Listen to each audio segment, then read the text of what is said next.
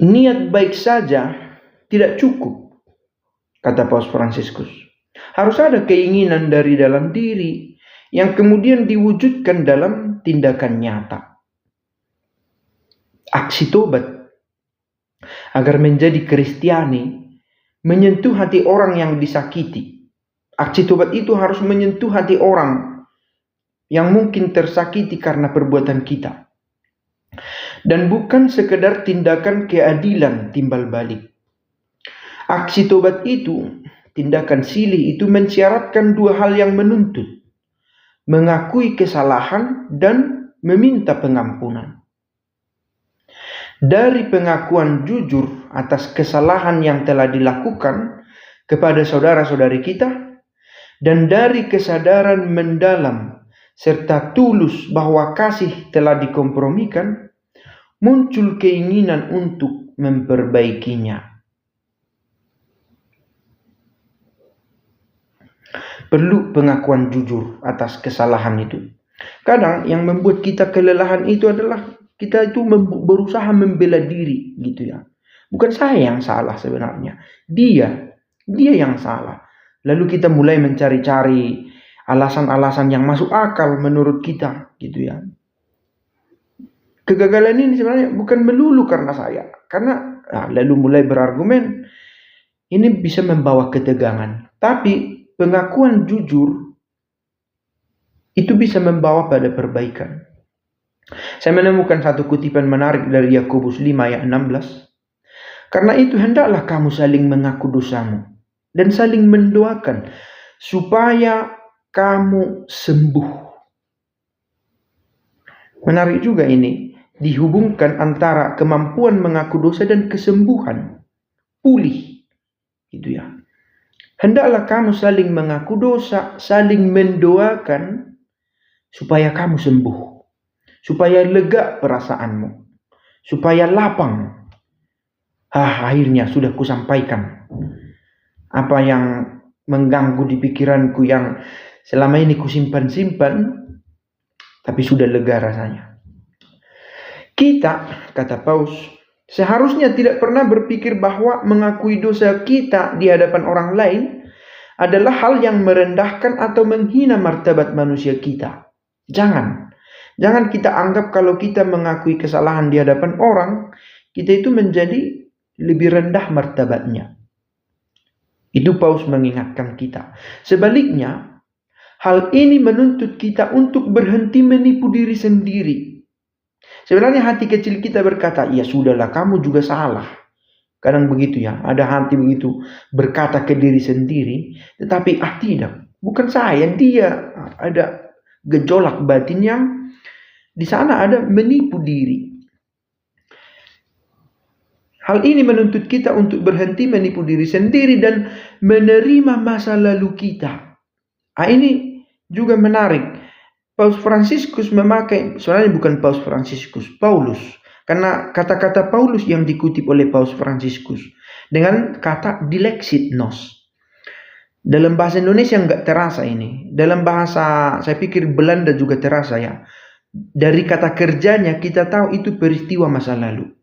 Nah, dilexit nos itu kalau diterjemahkan ke bahasa Indonesia, ia telah mengasihi kita. Apa artinya?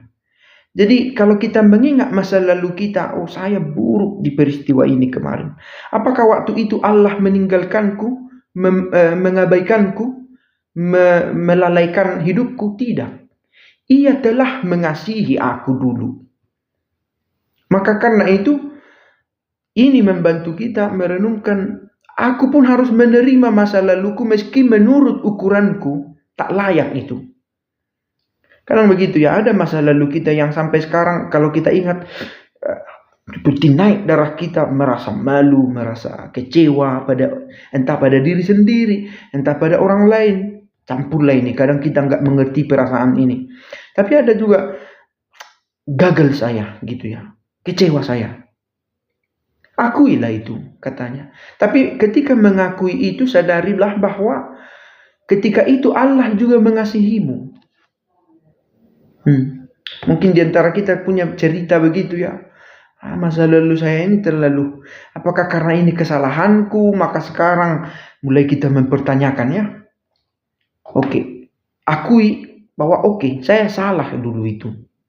Nah, ini membawa kelegaan. Kita tidak lagi menipu diri. Kita menerima masa lalu kita apa adanya yang barangkali tercemar oleh dosa. Terutama dalam kasus-kasus di mana kita telah menyakiti saudara-saudari kita. Mungkin terjadi itu. Bahkan kadang kita tidak sadar kata-kata kita yang penting hatiku puas mengatakannya. Jangan-jangan itu bisa menyakiti hati orang tanpa kita sadari. Pengakuan diri adalah bagian dari kebijaksanaan Kristen. Mengaku dosa. Dan ini sangat khas di gereja kita ya. Syukur bahwa gereja Katolik memandang penting itu. Mengakui kelemahan. Membawa itu, menyatukan itu pada salib Kristus. Itu biasa kita dengar ya. Dan ini sesuatu yang merupakan bagian dari kebijaksanaan Kristen.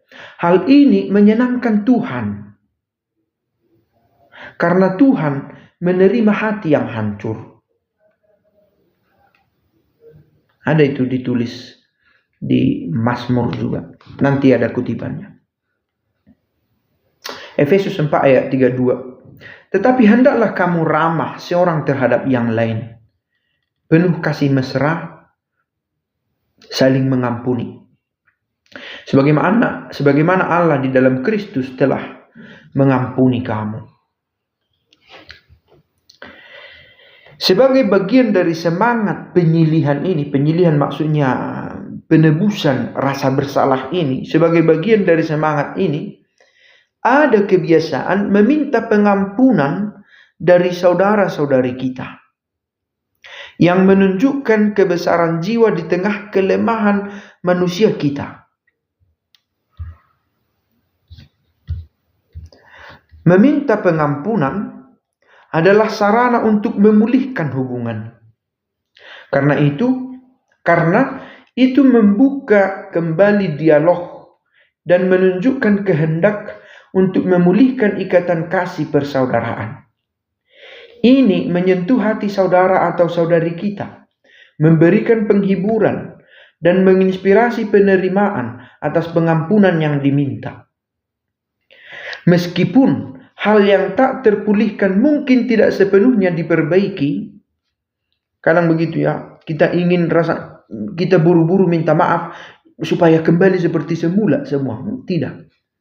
Kadang tidak dengan segampang itu, seperti Paus sudah tulis ini. Tak terpulihkan mungkin, tidak sepenuhnya diperbaiki. Tetapi kasih selalu dapat lahir kembali, menjadikan luka itu lebih tertahankan. Saya jadi ingat ada seorang pastor Kapusin, sudah meninggal dunia, beristirahatlah dalam damai. Dia pernah terkena serangan jantung. Stroke. Lalu pelan-pelan terapi, sembuh pelan-pelan. Setiap kali ada ibadat sore, dia akan menyampaikan dua permohonannya, sama terus dua permohonannya. Isinya begini, Tuhan berkatilah orang-orang sakit.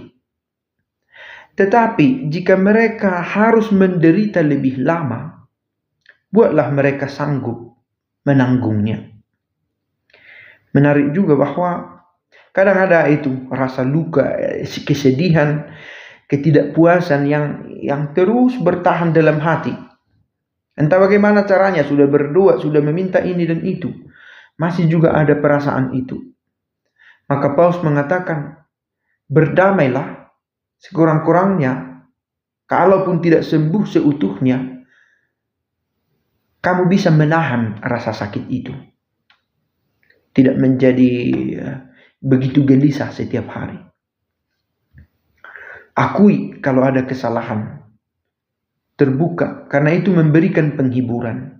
Amsal 28 ayat 13.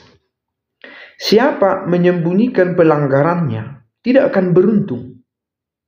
Tetapi siapa mengakuinya dan meninggalkannya akan disayangi. Berbahagialah orang yang merasa diampuni ya. Oh, tidak apa-apa, saya mengampunimu, katanya. Lega kita rasanya. Dalam kutipan lain dikatakan itu, Agustinus berkata begitu ya. Itu ibarat rantai yang mengikat kita. Kalau kita pun kesulitan mengampuni orang, kita pun sebenarnya terrantai oleh amarah. Dan kita yang meminta maaf tidak diampuni, kita terrantai oleh perasaan bersalah. Jadi sama-sama mengikat. Nomor terakhir, hati yang mampu merasakan penyesalan akan bertumbuh dalam persaudaraan dan solidaritas. Bertumbuh dia kalau masih ada perasaan menyesal. Tetapi jika tidak ada perasaan semacam itu, kita mundur dan menjadi tua di dalam diri. Lesu, lemah dia. Itu tadi tidak sembuh, sakit-sakit. Sementara ketika doa kita menjadi lebih sederhana dan mendalam, didasarkan pada pemujaan dan kekaguman di hadapan Tuhan, kita tumbuh dan matang. Kita menjadi kurang terikat pada diri sendiri dan lebih terikat pada Kristus.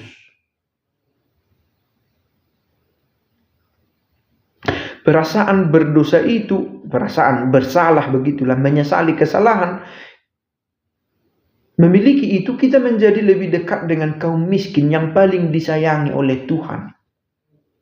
Merasa miskin kita, merasa ternyata aku tidak selalu baik, selalu sempurna. Ada juga kelemahanku.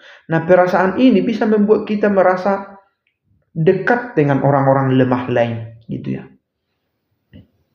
Ini mengarah pada semangat penebusan dosa yang sejati, karena mereka yang merasakan penyesalan hati semakin merasa diri mereka saudara dan saudari bagi semua orang berdosa di dunia. Melepaskan sikap superioritas dan penilaian keras. Mereka dipenuhi dengan hasrat yang membara untuk menunjukkan kasih dan melakukan tindakan pertobatan, penyilihan.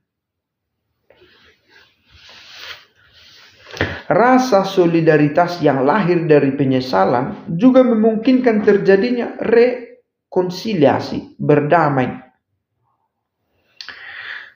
Yang saya sampaikan ini sebagai pengetahuan bagus begitu ya. Tapi mana tahu, harapannya tidak. Tapi mana tahu ada di antara kita yang seperti terikat rasa kesal yang membatu. Sudah lama sebenarnya. Tapi perasaan ini masih tinggal, masih ada rasa sakit ini. Gitu ya. Kiranya dengan belajar dari hati kudus Yesus, dari apa yang ditawarkan kepada kita ini, termungkinkan terjadi rekonsiliasi. Orang yang mampu merasakan penyesalan, daripada merasa marah dan terganggu oleh kelemahan saudara-saudari kita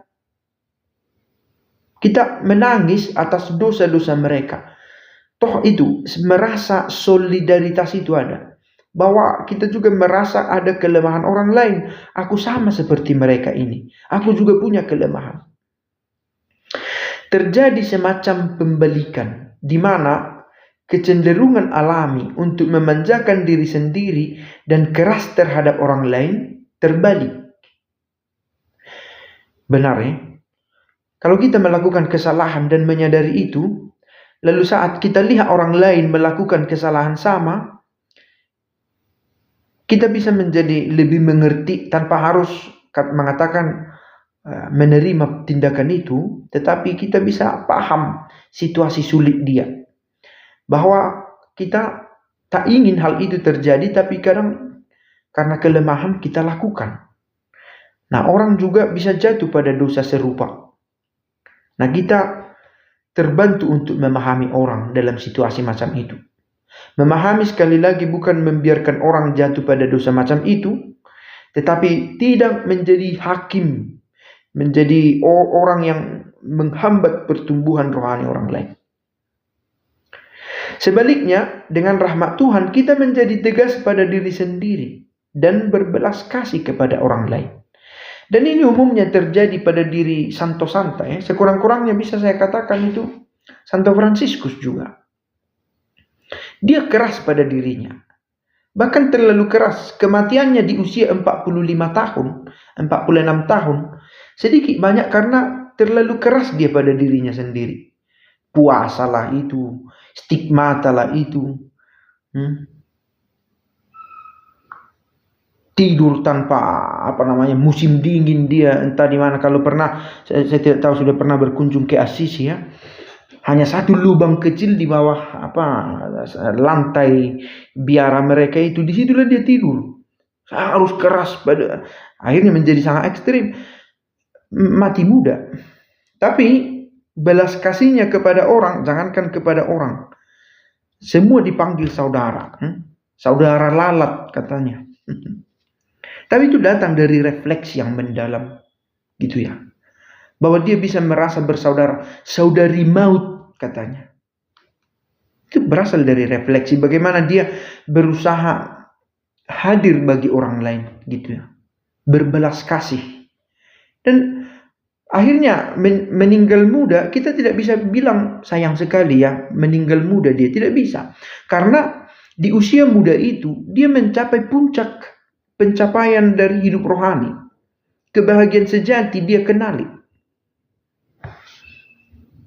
Karena itu tadi dia punya semangat pertobatan, mengenali dirinya akan kelemahannya, dan sadar dirinya lemah, dia merasa bersahabat dengan orang miskin, orang-orang lemah lainnya. Korban sembelihan kepada Allah ialah jiwa yang hancur. Itulah pemberian terbaik kita. Jiwa hancur ini adalah perasaan bahwa aku ini ternyata tidak berdaya bila tanpa bantuan Allah. Hati yang patah dan remuk tidak akan kau pandang hina, ya Allah. Semoga dengan refleksi yang diberikan oleh Paus Fransiskus ini, kita terdorong untuk menemukan keindahan dari minta maaf atas kesalahan kita, dan mana tahu ada orang lain minta maaf kepada kita. Kita tahu rasanya bagaimana leganya diampuni, maka kita belajar mengampuni orang lain. Semoga ya semoga. Amin.